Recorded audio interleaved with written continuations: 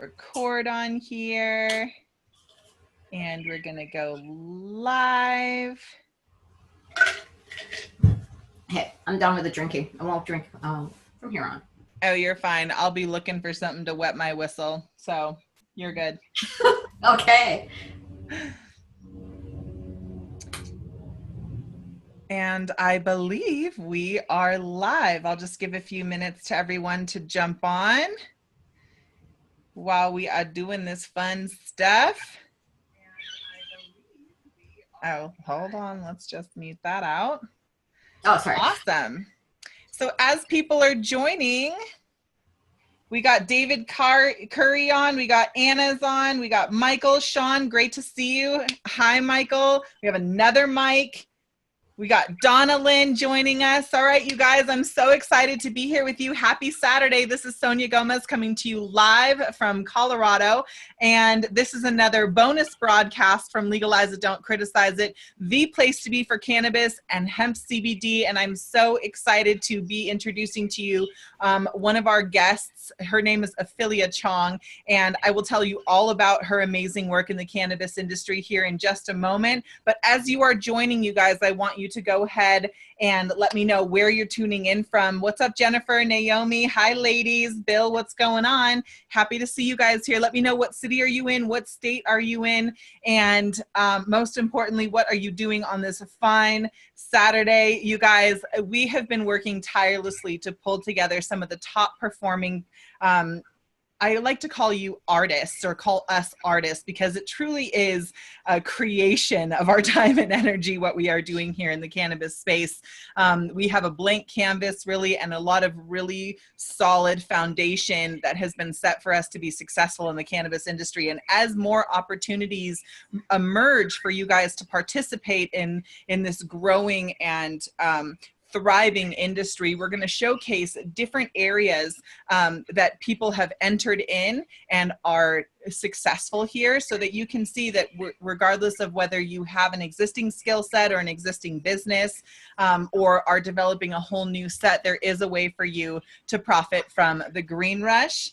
We've already highlighted the amazing benefits that this plant offers as a natural alternative to traditional healthcare and medicine. And it is our mission here at Legalize It, Don't Criticize It, medicalsecrets.com, and the Green Rush to empower you with the truth about cannabis, hemp CBD, and other natural remedies that can transform the way that you feel and function every single day. And I'm especially excited because I love working with women entrepreneurs in this space. And today's guest, Miss Ophelia Chong, is just that, an incredible woman entrepreneur in the cannabis space, cannapreneur, a femme cannapreneur. So ladies and gentlemen, can you please help put your hands together and give a very warm Legalize It, Don't Criticize It welcome to our guest, Ophelia Chong. Make sure that you like and share this content as well. Ophelia, thanks so much for being here. How are you? I am amazed to be here. I thank you so much for this. This is quite the honor. Thank you. Yeah, of course. It is our honor and pleasure. Hold on. I have an echo going on because of my sound here. So yeah. Let me, hold on. I need to mute out.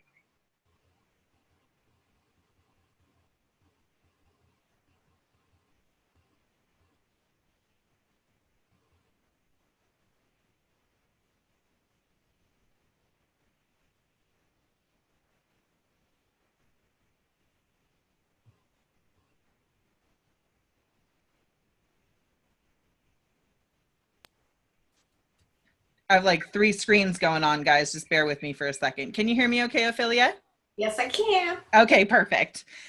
Whew, we had like Facebook and Zoom and everything was firing off at once, but here we are. Okay, so Ophelia, I got to read over some of the stuff that you're doing. Believe it or not, I am an image stalker of yours. I absolutely love the beauty that you put out into the world with your photography, but not everybody knows who you are. So will you please just take a moment and introduce yourself to everyone, tell them who you are, where you're from, and more importantly, what are you doing in the cannabis industry?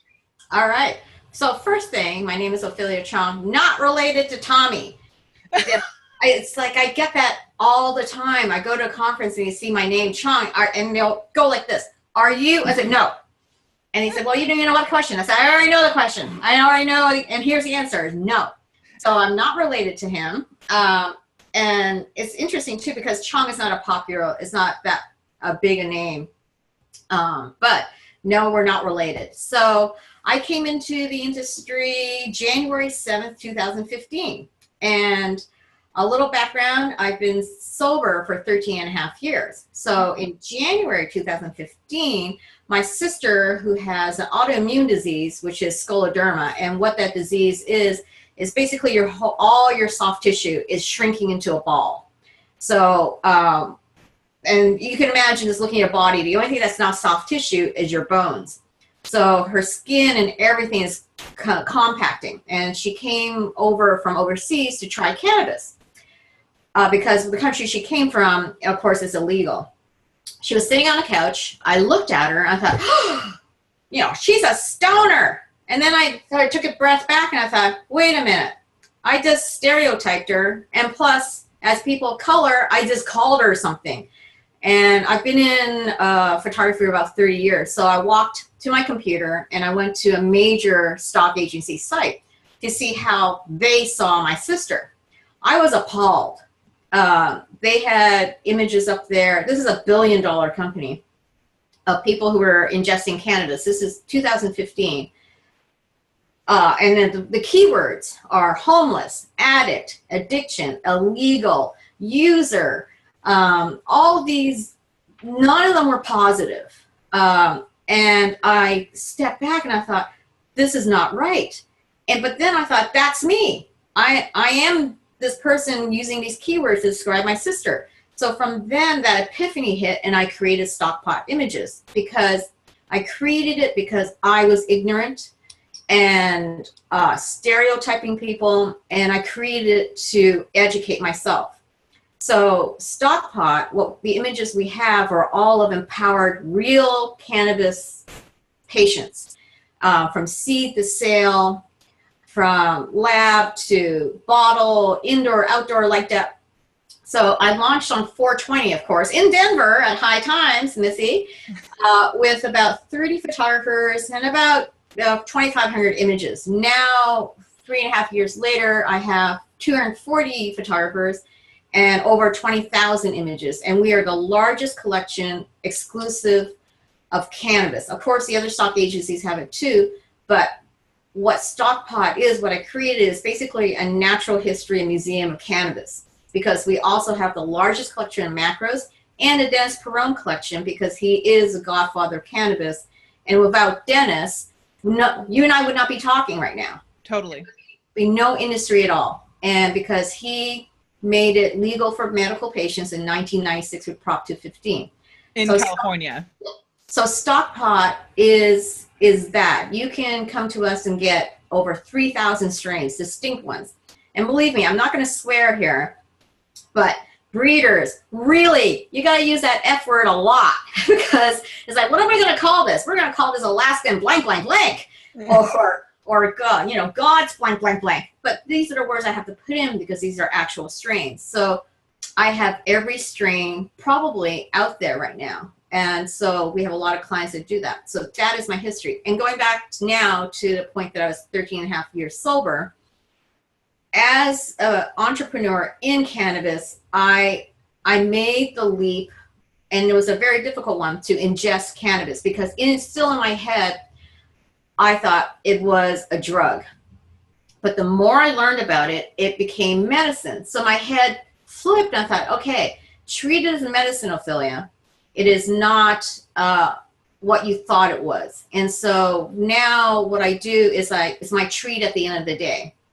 If you want, I can tell you my Elvis Presley edible story too, a little later in this, but I smoke dog walkers. And a dog walker is basically a third joint. It's just enough to walk the dog. That's all.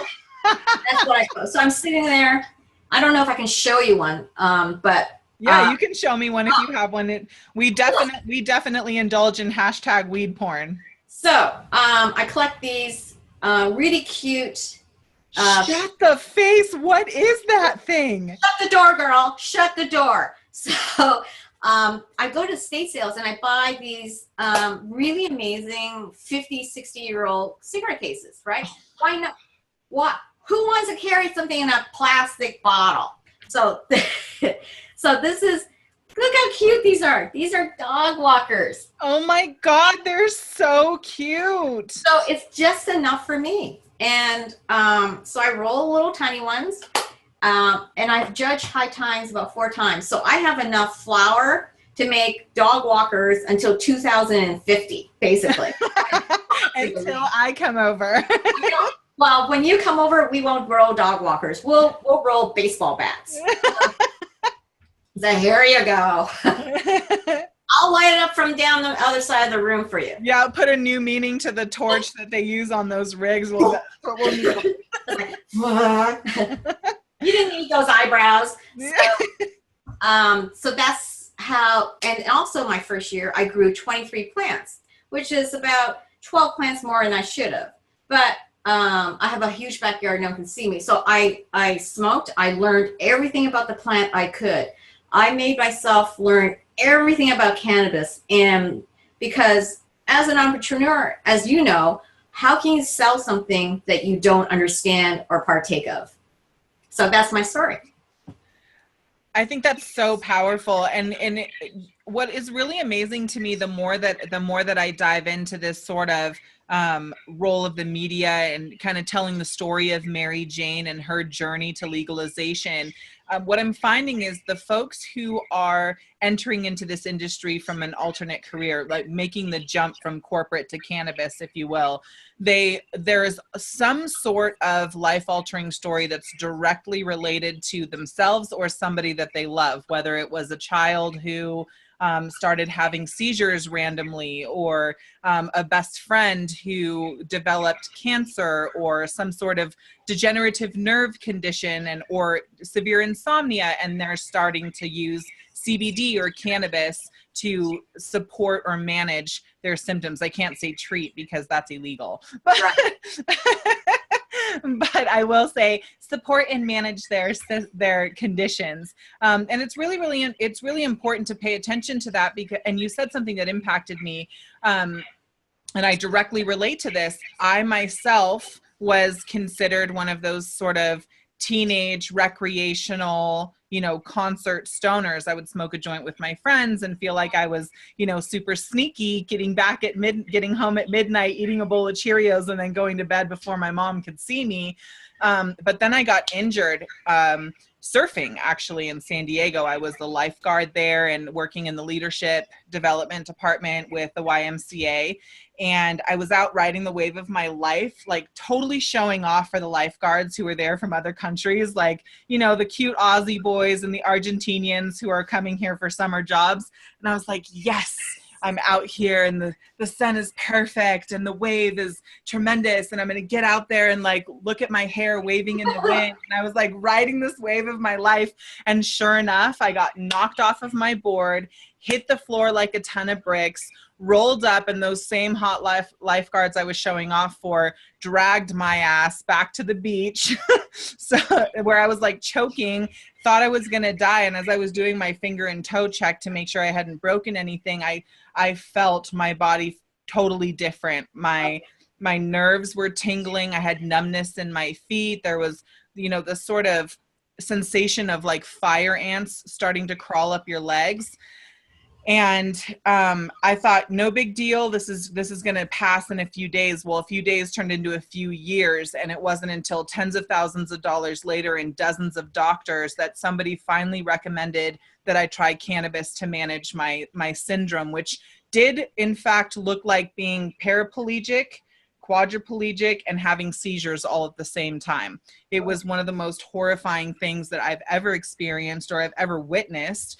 And when I started to use cannabis, I could actually see and feel the difference. And that was when it shifted my mind to, okay, something that I do with my friends, to what's going to happen when I use this cannabis? Is it actually going to help me? And that shift of consciousness from recreational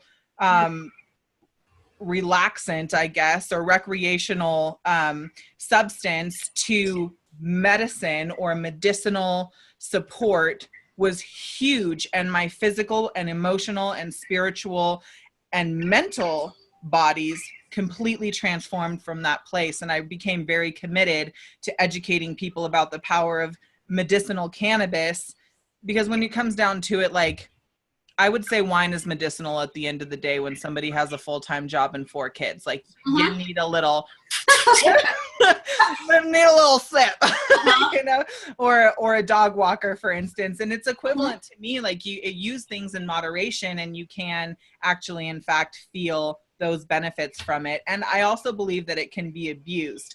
A lot of my audience actually live in states where it's still not accessible. They still don't have safe access. It's still not available to them. And so they're not only suffering in their own conditions or watching somebody that they love suffer, they're having to break the law to gain access to this plant, and sometimes have no idea what they're smoking, what they're eating, you know, what the source of it is. And they come into our community looking for that type of support. So I love what Stockpot Images does, because it's an incredible resource for people to do like that kind of picture comparison. They're like, is this sour diesel the same as my Master Kush? And you're like, no, it's not. Have a look at Stockpots and you'll be able to see exactly what you have. Now, my question is, when you were making that transition from your like you said, in your bio, you said you had 6 different careers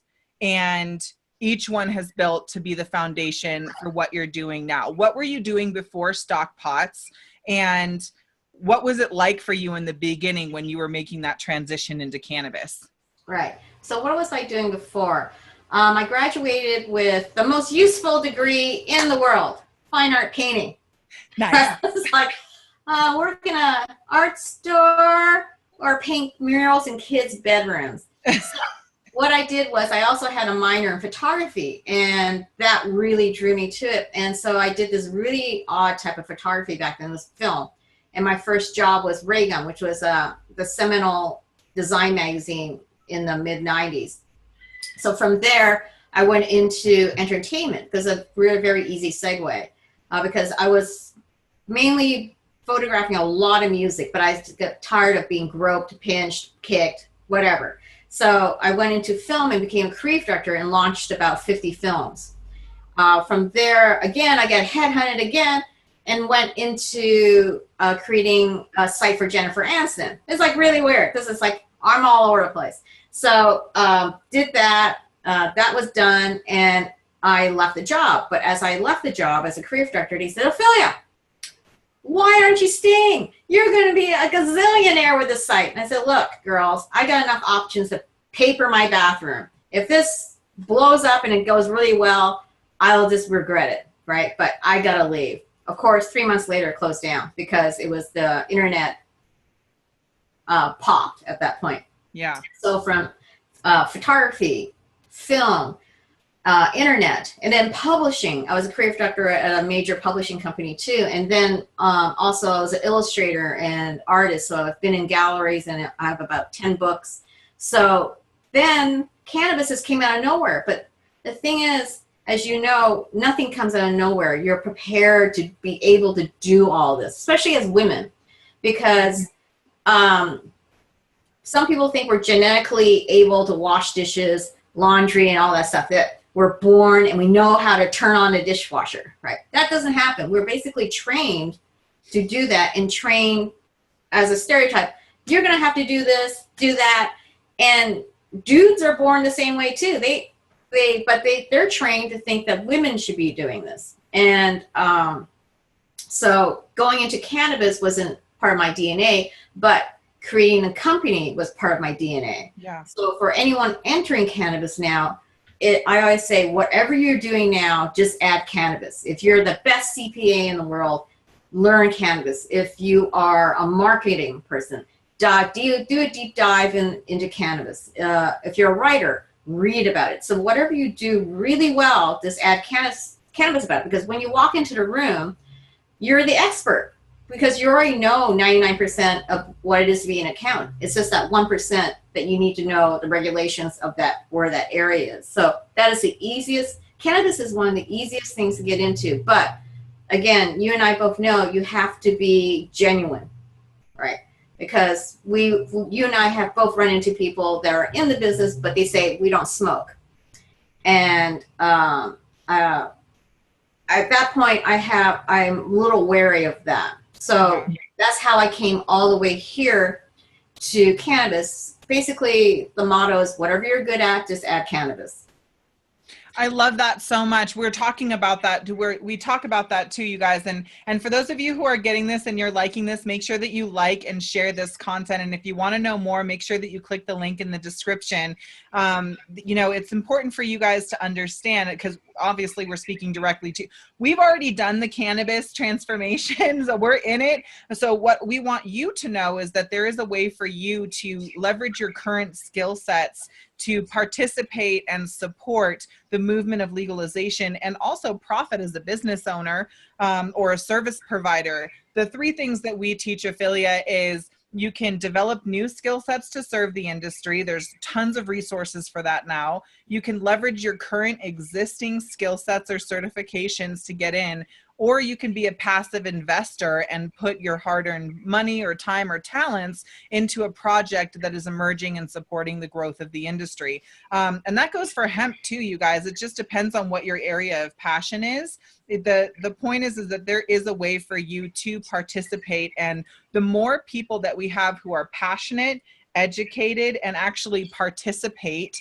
in the industry, the more grassroots will be able to keep it. Like, there's this small window of opportunity here where it's either going to go the same direction as big pharma and big business and turn into this sort of weird monopolized thing, or the people can keep the power and we can have this industry be by our design, as long as we approach it in an educated manner. Now, a lot of the challenges, Ophelia, I'm not sure if you know, but I was a part of the voluntary committee who sat with the Department of Revenue and helped develop House Bill 1084, which was the legalization legislation that happened in 2009 and 10. And I owned one of the first licensed dispensaries in the state, all three licenses actually. And I'll tell you, back then it was not so, how can I say, it was not such a professional image. It was more like a motley crew of hippies and rockers.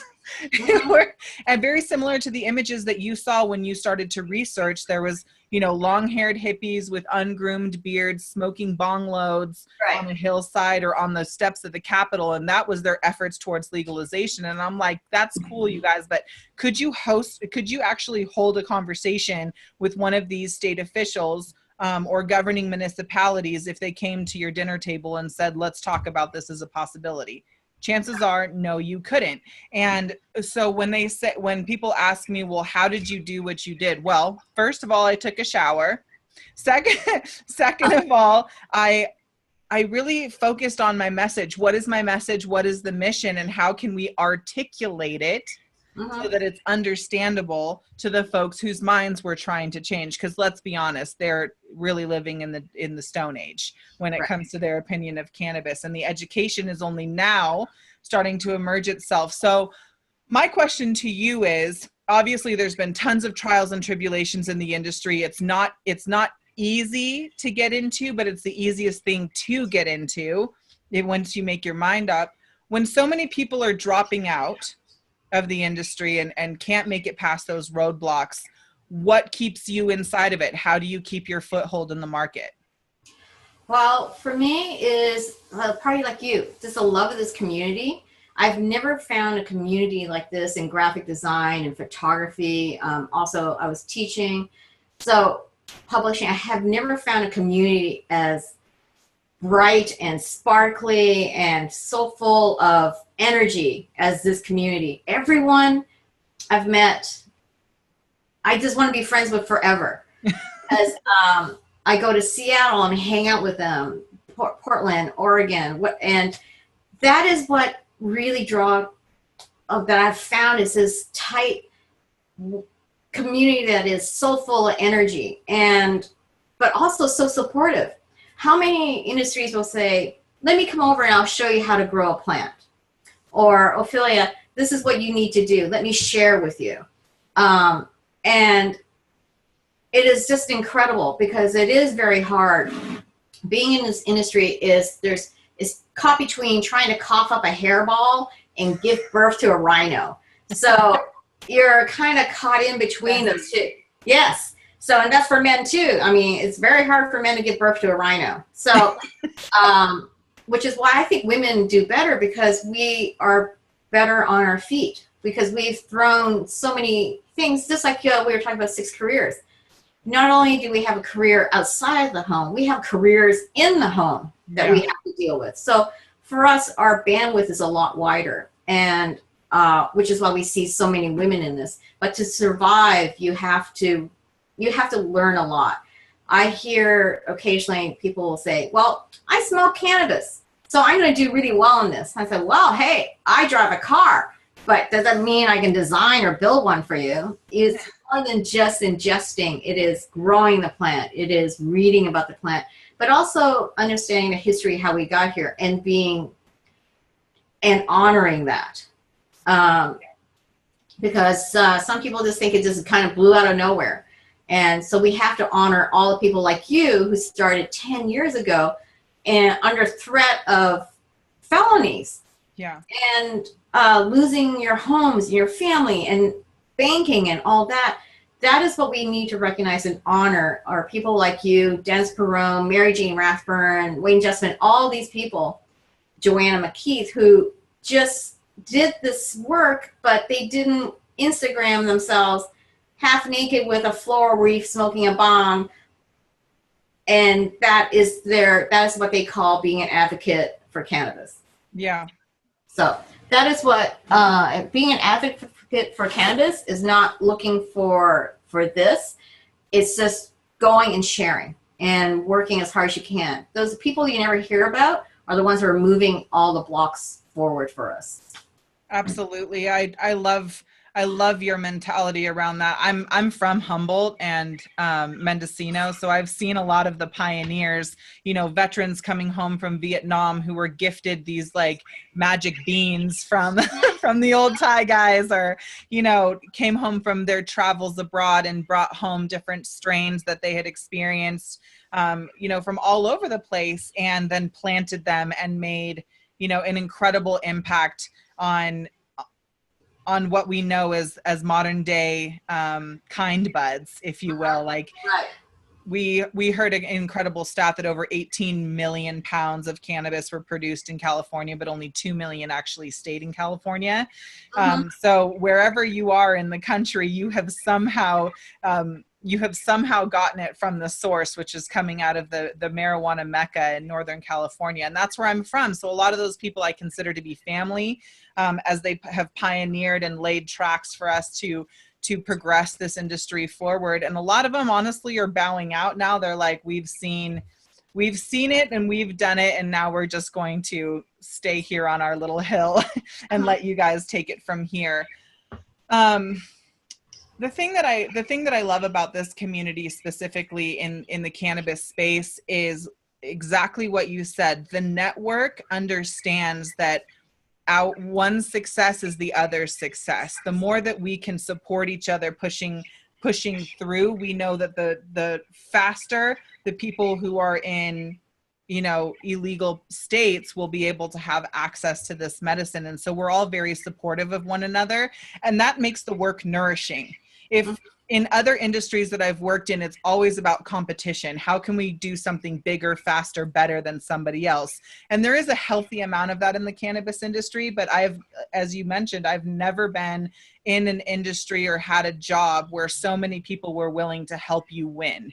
And I absolutely love that about this. And I think that's a lot of what keeps me committed. Our community calls each other family. The Green Rush, we're family. Legalize it, don't criticize it, we're family. We look out for one another. And the same thing happens in the cannabis industry. And I love, love, love that. Everybody there's like this collective mission to legalize so that everyone and everything is safe. We know that there's an economic benefit to it becoming legal. My question is, what is your mission? What's your higher purpose? What wakes you up every morning and keeps you really passionate about Mary Jane and this industry and movement? Education. Just educating people like me, who, being an Asian American, we are part of the stereotype is quite true. We stay within the box. We stay within the law. We don't, we're not too loud. We're not, but also we go after very traditional jobs because it's for the family. It's law, medicine, accounting, very sort of white collar jobs. Yeah. And so from that, also because of that, I created Asian Americans for Cannabis Education to educate my own people. And so on my site, I feature Dr. Jeffrey Chen of UCLA, Dr. Pham of Berkeley, the cutest little thing, Connie Yi from Yale School of Business, who did the first cannabis conference at her school. So there's a lot of people that I want to bring forward who are Asian Americans to show that we're not what I thought we were, right? This is all, basically every day I wake up wanting to educate myself even more. Every day I learn something more amazing about this industry and where we're going. And so I want to help my people too, because with Prop 64 in 2016 was the first time Asian Americans voted as a majority for legalization. And also because it was a presidential election, and so there were more millennials voting it in. Traditionally, they're not a big voting bloc. I'm sure in midterms in 2020, they will be a huge one. But so they pushed it forward, and it was in millennial Asian Americans. So I'm seeing now the tide move forward. That is what I wake up every morning in love with cannabis, because every day I know I'm going to meet someone new and I'm going to learn something different, because that's what keeps us going. It's what keeps relationships between people interesting, is teaching each other. When you come home, you say, I did this, honey, this is amazing. Oh, I did this too, and I think you should read this book. Education in cannabis is exactly the same thing. Someone say, you gotta read this, you gotta see this, or take that. And every day it's like, oh, it's school, but it's a really fun school. So that's what I love about cannabis. And it's pretty amazing. It's just fun. You mentioned the Asian Americans for Cannabis Education community that you started, and this really caught my attention because traditionally, when you think of an Asian person, they're very conservative, they're very one-tracked. You know, they want their children to be, you know, well married, well educated, high performers, executives. That's kind of the stereotype, if you will, around the Asian community. How are you being received in your current role as a cannabis entrepreneur with your business? Is this something that you feel like you're being well received, or what are some of the challenges that you're coming up against? It's amazing. There are no challenges, because when I started Stockpot, my mom helped me with it. Wow. Yeah, and my dad said, this is amazing. They're in their 80s. This cannabis thing. So my dad actually invested in a lot of stock in Canada and is doing very well. And he says, you know, Ophelia, I bought it at 8. It's 38 now. I said, Dad, sell some of it, but hang on to the rest. I think I'm going to buy some more. So they are because then again, my parents they're outliers too in the Asian community. But even my relatives go, oh, Ophelia, I'm following you on Facebook. This marijuana thing, this is so interesting. So it is, the shift is happening, but also too, I believe it is how the message is presented. Yeah.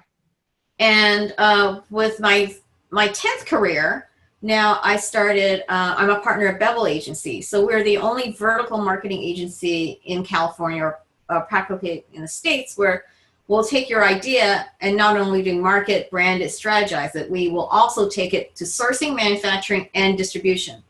So we've been around for about 3 weeks, and we just signed a $100,000 client yesterday, and another one. And then today we just signed another client from Washington. So the reason why we're doing so well is because our partners, well, we all believe that to market cannabis is the way to do it is through our heart.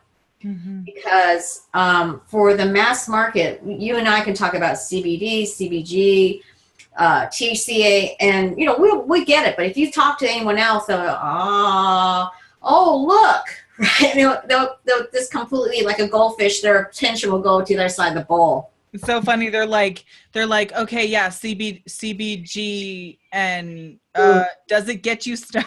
I know. What's that?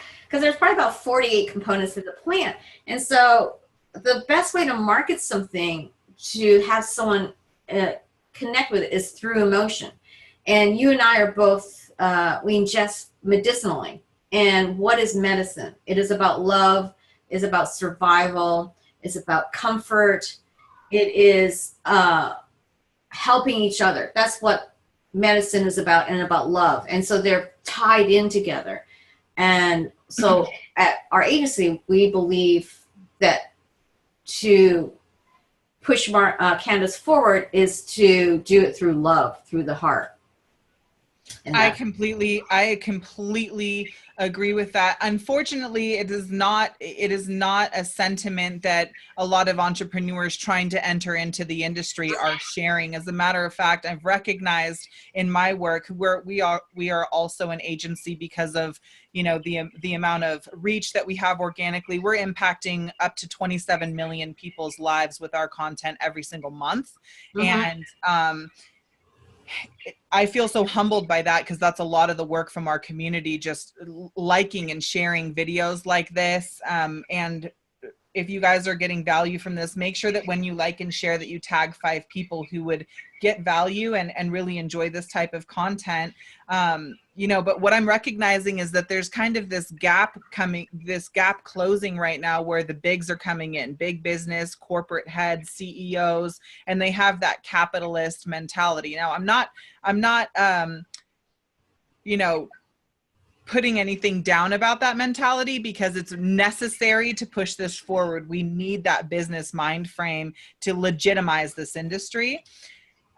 There's a ton of economic benefit in it. And in a moment, I want you to tell me what you think the biggest economic benefits or impacts that are currently happening and that we have to look forward to. But I want to just speak really quickly to what you said about medicine and the approach to medicine. I agree with that, in that was the foundation of medicine and healing and wellness, you know, back way back in the day, before our time. And for the last few decades, we've come through this space where our system, our medical system especially, has been built to keep us sick and totally dependent on their medications. And so medicine, as we currently understand it, is more of a habitual thing. It's cultivated incredible addictions, made us lazy as a society, because now we can take a pill for that. We don't actually have to go out and do the work to live well. Finding the commitment to ourselves to be well and feel well is quite diluted, because there are so many quick fixes in pill form, and big business and big pharma has thrived off of keeping us in our sicknesses. The contrast with cannabis is that we are now holding folks responsible and accountable to their well-being. So I like to say cannabis is not the end-all be-all. It's not the one-stop fix-it shop, but it is one of the most powerful tools that you can have in your tool belt when you are making the transition from traditional medicine to alternative medicine. And that is creating its very own ecosystem. So my question to you is, what do you think are the big economic benefits, challenges? Where do you think this is? How do you think this is going to impact our economy locally, globally, all of it? Oh, that was amazing the way you describe medicine. I think what we do is take that word back. We take that word back from 100 years ago. We need to own that word again as the true form, as just how you just spoke about it. And so the impact for an economics is that we begin to own that space as an alternative. We already have, but we need to now focus a lot more money on it. So the economic benefits of cannabis coming into California, jobs, one, training. Because last year I created the first veterans program for cultivation. It was 12 weeks paid. And so I gathered 8 veterans who applied, and I put them into a cultivation, and they were paid to learn how. None of them had ever grown a plant before. So from there, then they became full-time cultivators, or one of them started running a lab. Another one is a broker. So that is that is the impact, and the economic impact of that is those 8 men now have something on their resume that can bring them up to another level, to expand their resources and horizons. So on a small scale, that's the economic impact. On a large scale, you're having land that's bought, right? You're having power that has to come in, water, everything, trucking. There is such an incredible amount of money coming in. But the thing is, though, it's going to, if anyone expects a lot of money to come out, maybe before 2016, right? Before all of our regulations is coming in right now. But right now, we are regulated from the moment we start breathing in cannabis. So because they just released 194 new pages of revisions on the Bureau of Cannabis Control about a week ago with emergency regs. So pre-2016, as you remember, in 2008, it was there, you just didn't want to get shut down, right? It was such a shit show. Sorry, excuse my language. It was such a poo-poo show. Yeah. People were just like, they don't want that wire there. Just shove it under the carpet. Yeah. And things were in Ziploc bags, or labels were stuck on. Things were, what is in this? I don't know, but it says it's got 500 milligrams. Okay. So now you can't, it's got to be popping out of stuff. You got to basically, put one leg up, one elbow up, just to open up a jar. Hexagon bags, to me, I feel really stupid because it says pinch here, pull. And I'm pitching and pulling, and forget this, I'll bring out the scissors. And I'm thinking, a 5-year-old can bring out scissors and do this too. But I think one round with an edible with a 5-year-old, they're never going to touch it again. So it's, edibles and me, we have our history too. So because wait, I want to hear your Elvis edible story. Wait, I think right now is the perfect time to tell the edible Elvis story. Well, there's a company out here. This is before our new regs, where you can pack that thing with. Basically, it's a 1964 Cadillac, right? You remember those big ass cars? You could pack as many milligrams you want into something like this, right? Yeah. So I bought something, it was on sale, 1,000 milligrams. And I thought, okay. And it's kind of a rough shaped bar. And I thought, in the Chinese algebra mind, I thought, okay, if I measure this out and I slice it like this and I slice it like that, then it should be 10 milligrams per piece. Okay. But little did I know, it wasn't quite homogenized. They didn't stir the pot as well. So I ate some, and I thought, maybe I didn't get it enough. Okay, I made the mistake of, I didn't wait long enough. So I ate another piece. 2 hours later, I'm in bed, and I'm thinking, oh my God. And I fall out of bed, I crawl to the bathroom. Of course, everything's coming out from every end, right? Every orifice is just saying, here's your burger from yesterday. This is really going to hurt, but we're just going to do it. We're just Ophelia, we don't care. The exits are all open. So I'm on the toilet, dying, and then I fall forward. Of course, I have no pants on at this point too, right? I hit my head. I'm bleeding on this side. I'm laying on my bathroom floor thinking, this is really bad. If I die here, my obituary said, she ate too many edibles. No, this is not going to happen. So I'm not going to die like Elvis. So I crawl to my bed and crawl back in, and I grab the pillows and I go, no. And so of course I live because I'm here. And next morning I took that bar and I basically sweared at it with every word I could. And I just went like that. And so now, of course, with edibles, I try, if it's 10 milligrams, going to Colorado, Oregon, Washington, I know I'm easily dosed. Anything here that's a big freaking bar is no. It's a no-fly zone. Oh my God, I have to tell you this story where my first encounter with edibles, like before I even knew that it was a thing, I went over to my girlfriend's house, and I'm one of those friends that I just fully make myself at home. I don't ask you I just go into your refrigerator and I'm like, is this juice? And I'm like, and I just like kick my shoes off, like make myself at home. So I get to my friend's house, both me and my sister, and I sit down. And I'm like, what's that? And she's like, oh, I'm baking. And I'm like, you're baking? What are you baking? I'm all like blessing myself with the fumes from the oven. And she's like, I'm baking some ginger cookies. And I'm like, ginger cookies? That's good for digestion. I think I need at least 12. And they're like this big, right? And I'm like, look at these little snaps. They're just perfect. They're like little Scooby snacks.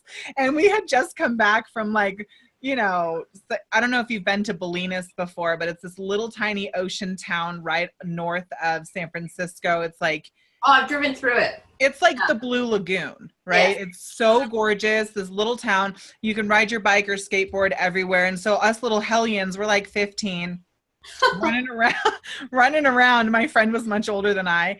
And we're like, get back, and I'm hungry, whatever. So I sit down and I'm just like popping these little grams into my mouth. I'm like, these are the best Scooby snacks. And not 45 minutes later, I was like, like mouth open, drooling. I was like, oh my God, I'm so exhausted. Like what happened? And I'm like, giggling, laughing. I think there was this really cute boy. I remember this. And there's a super cute boy. His name was Zorro. And oh my God, I hope he's not watching this. So Zorro is there. And I was like drinking my milk, still eating the Scooby snacks, drinking my milk, all stoned. And I look over to him and I was like, do you have a mask? And he was like, is everything okay, Sonia? And I'm just like, oh, we are just fine. And I like drink my milk and it's like, my face is numb. So the milk is like running down my face. And then my sister looks at me and she's like, you guys, I think she's done. I don't know what happened, but like sister needs to go to sleep. And she said something else that was like really super. She's starting to look like Jabba the Hutt is what she said to me. And I spit my milk all over Zorro. And so that was like my embarrassing moment with my edibles. I think I slept for 3 days. I woke up periodically to like confess several things because I thought I was dying. I was like, This is the end. This is like, I was so dramatic. So for 3 days I was like this in my friend's bed, couldn't leave, couldn't go home. And so now me and edibles, we have a love-hate relationship. Like I like the CBD edibles, the ones who are, 2-to-1 CBD, but THC, when I eat it, I'm all done. Like get me a spoon. Yeah. Like I want to spoon you and like cuddle and sleep. And that's it. Yeah. So, otherwise, edibles are a dangerous thing. But there are people and women especially, I don't know if you know, like the Wana gummies. Oh, they're great. Dude, they're so good. They are so good. And the girl who's running that company, rock star. Oh, I love the packaging. The box is so pretty. Yeah, they crushed it. Yeah, we're both marketers, so we're like, it's so pretty and like image. I know. That's the one thing with California going Prop 64 dosing, because it's so important to, all it takes is someone to have that experience. If we can't laugh about it, then, and we can laugh about it, but some people won't, and they will never touch it again. Really, it's part of education. It's like, it's not instant gratification when it comes to edibles. You just have to be patient. And a lot of people aren't patient because goldfish, there was a study, goldfish have a longer attention span than we do. They have a 7-second attention span, and it's actually getting, now goldfish have been proven in the last 12 months to have a longer attention span than we do. I know, we should hire goldfish. I'm starting to take interviews. Can you type? Yeah. Exactly. As long as you can check my email and answer my phone, we're good. Yeah, I'll just give you a waterproof thing. Okay. Yeah, exactly. Here's my other question, and people ask me this question all the time. And it's, for me, it feels like a loaded question, but For folks who are just considering, like, let's say that there's people out there who say, yes, this is an amazing opportunity. I would love to get into this industry. I have no idea how to get started or where to get started. What would you say that your top 5 picks to start a successful cannabis business or a cannabis business period? What is your top 5 tips to getting started in this industry? Okay, this is not the top 5. This is the one that if you want to get in, because a lot of people say, I want to get a license, or I want to do this, I want to be into the plants. And I said, well, do you have $200,000 to begin with? And because that's just the cost of getting the attorneys, the permits, just applying. And he said, yeah, but that's all I have. And I said, no, this is what you got to do. You start an LLC that has your IP in it. You have a brilliant idea, right? It'd be, Chunky Joe's vape pens, right? So you have the idea. You do all the marketing. You do all the design. You do all the strategizing about what this pen is, where it's going to go. You then sell the IP. You open up another LLC, which is the operating LLC, and then that one takes the IP and then sells it to other LLCs. Then you license it to people who can manufacture it, source it, distribute it. You're never even touching the plant. So for anyone coming into this, if you have $200,000, then spend it on your IP. Spend it on creating your LLC. Spend it on. You guys don't know what IP is? It's intellectual property. Yeah, it's not IP or IPO, but it is an intellectual property. So hire someone like yourself to create this marketing strategy, to create the branding, everything, the whole deck, right? So who the market is, the advertising campaign. Then you take that and you sell it to somebody who wants to invest in cannabis, has the resources to do it, who's touching the plant. That's how you do it. And that way you're never touching a plant and you can bank. Dope. So what I heard you say, tip number one is develop your idea. So if you have a really good idea or something that you don't think is out on the market, do your research and find out what is unique about your plan or your idea or your product, and then invest in yourself. You are the CEO of You Inc. Have faith in the ideas and the approach and the things that you know you can create or wish you could create. And here's the other, like, I'll just second that with a little bonus tip. Go as far as you can go on your own and investing in yourself, right? Your own intellectual property. And then number 2 is invest in somebody who can help take that vision that you have to the next level, whether you need to organize it and put it into execution steps. So what's my action plan with my idea, and how do I get it from conception to launch? Mm-hmm. That is, so what I hear Ophelia saying is you have to have capital is number 1. Number 2 is invest that capital in yourself first, and then into outside resources or relationships that can help develop that idea and the journey that it's going to go on so that it can start to impact people's lives. The next thing I heard you say in that explanation was you don't have to touch the plant or be smarter than the plant. Mm-hmm. So the traditional way and approach for people to think about getting in the industry is like, oh, I'm going to grow this huge garden, or I'm going to start my own dispensary, or I'm going to be the world's greatest bud tender. And the fact is, especially now and into the next 3 to 5 years of the future cannabis industry, a lot of people don't have to touch the plant. You do not have to interact directly with the substance itself in order to profit from it or sell it. You can have these. What if you're just an idea bank? What if you're the person, like the guy who created OxyClean, for instance? Yes.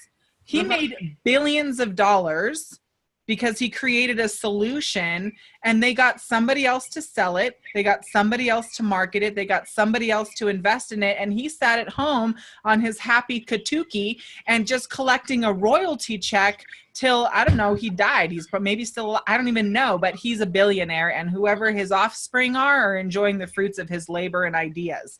So if you're an idea bank, invest in other people to bring your idea to life. If you're a doer, and not so much a thinker, but you know how to execute, leverage your skill sets there, but have a little bit of money so that you can get positioned to positioned for power, if you will. And that's packing the people around you. They say that your net worth is your network. So who you surround yourself with is like your number one superpower when it comes to success, no matter what industry you're in. Those are really, and you know, one thing I really respect about your response to that question is a lot of people, especially women, are scared to talk about the capital investment of cannabis. And they're like, oh, just go out there and get started and, you know, find a company that you love. And you're like, straight up, you're going to need some K-Shola. Yep. And don't touch the plant. Work with your brain and leverage your smarts. I think that that's such a powerful message, especially to you ladies out there who I know are thinking of creative ways to fix all the problems. Find a way to get invested in yourself. Give yourself credit for the things that you're thinking of, and find somebody who believes in you, who wants to back you up. It's crazy possible. Right. Crazy possible. Okay. And then what are some more tactical tips to get into the industry? Again, we can sort of round that back to our original question. Is this whatever you're really great at, just add cannabis? Because right now our pool is so small that we know the accounting companies, we know the biggest producers, we know this. But if we flip that, instead of saying cannabis, let's say plumbing. We don't know who's plumbing, right? Who's the biggest plumber? Who's the best plumbing accountant? Who's the best supplier for plumbers? There's so many of that. We're going to be reaching that point in about 5 years where our industry is going to be so big. We are not going to be as noticeable, right? It's just say, I'm in cannabis, and everyone goes, oh, okay, whatever, right? Yeah. Right now, it's still a novelty. It's still this thing going on because it's still Schedule 1. But to go back to that is just really do what you're great at. And also, the thing is, you have to believe in yourself that you are going to be able to do this. You're going to have to find your cheerleader within you to tell you, you can do this every day. Just keep going. And then every time you have a small victory, celebrate it. And just keep moving forward, because there are going to be a lot of potholes. But gosh darn, you just keep moving forward. And like because your essence is to be kind. And if you can be kind in this industry, you'll do well. Not that people are going to take advantage of you, but if you come out there and you're a good-hearted, kind person, there are going to be other people around you who are going to protect you from being taken advantage of, right? And that is the core of that plant, is be kind. I think that that's a really common thread between the leaders in the cannabis industry, is that the ones who really approach this understanding that the community is very small, that how you do one thing, the assumption is that's how you do everything. And that's actually an old saying, how you do one thing is how you do everything. And so being really conscious and intentional with, first of all, how you show up, who you are as you show up, and the value that you have to bring. Always lead with value and the willingness to learn. I had a mentor tell me once that if you maintain impeccable teachability, you'll be able to go farther than anyone. It's the moment that you start saying, I know. That's when you start closing off possibility. And I admire so much in the women in business, in cannabis business especially. We're really a leader. We have a great opportunity to be catty, bitchy, and trying to position ourselves as the leader. But instead, it's very warm. It's very supportive. It's like a sisterhood. And that's how the cannabis industry as a whole becomes a family, because we're all in support of one another. And what you said about being ahead of the wave, the fact that it is a Schedule 1, still leaves that window of opportunity where venture capital money is not coming in right now. Big investment firms aren't really touching this right now. There are a few companies that are going IPO or going public, which gives everyday working Americans or working people in the world an opportunity to invest and profit, like your dad, right? But there's also the bigger opportunity of actually entering in as an entrepreneur or some sort of change maker in the industry. And you just have to make that decision to stay committed and dedicated, because this is the road less traveled for sure. And the pioneers are always the ones that get the arrows in the back, but there are also the ones who get cities and subways named after them a little bit later on too. Yeah, the best thing for anyone wanting to go in there is literally plant a seed. Go and buy some seeds, grow a plant, live with that plant, grow that plant, harvest that plant. And then at the end of it, if you really want to get into this business, then you can move ahead. Understand what all the facets of that plant. So literally plant your first seed. And then that is your first step into the industry, is understanding what that plant is about and where it's from. What do you wish, if there was one thing that you could change about the industry right now, what would it be? Okay, maybe this is about women, but God damn it, girls. You know, we're not in high school anymore. It's the, remember you're in freshman, you're carrying your tray and you're walking around going, oh, where am I gonna sit? Who? And then you kind of walk by the cool girls and they go, huh, and you go, oh, okay, then you kind of find your place. Stop being high school. It's where there's someone coming in with a tray and they're looking around, invite them to the table and talk to them. You're not going to lose your standing. You're not going to lose business. You're not going to do any of that. Stop being so high school and welcome people, because the more insular you are, the more shut off you are from making any progress in your industry. So stop being mean girls. Invite everyone right after to the we table. just said, like, oh, I love how warm everybody is, but there's always that. There is. There's always that high school thing. You and I both know that there is that element, and only in this industry that we still have brought high school with us, because it is so tiny. And once you are that big goldfish in that pond, you want to remain that goldfish. So, but that doesn't help you and doesn't help anyone else. It's basically that pond is going to lead to that ocean, and you're a little goldfish, you're going to get eaten by the shark or a turtle or a seagull or something, right? Or a human. Yeah. Lunch. So, yeah, my fish over there is going, what the hell? So that is my biggest thing about this industry, is stop being so catty, exclusive. Yeah. Right. The plant was never like that. The community before, when you were in it, 2008, it was, hey, what do you need? Right. And that's why you are where you are now, because you built this network of people supporting you and you supporting them. And that's who's going to come and help you when you need help. Yeah, totally. You gotta be the person that you want to see in the world. Be the change that you want to see in the world. So leave a wake of love. That's what you gotta do. Yes, I love it. # love it up. Ophelia, where can folks find you if they want to follow you and your beautiful work around the world? My company is stockpotimages.com. And you can go there. Also, let's see. Really, that is the best place to find me. I mean, I have my own Facebook, but it's kind of closed.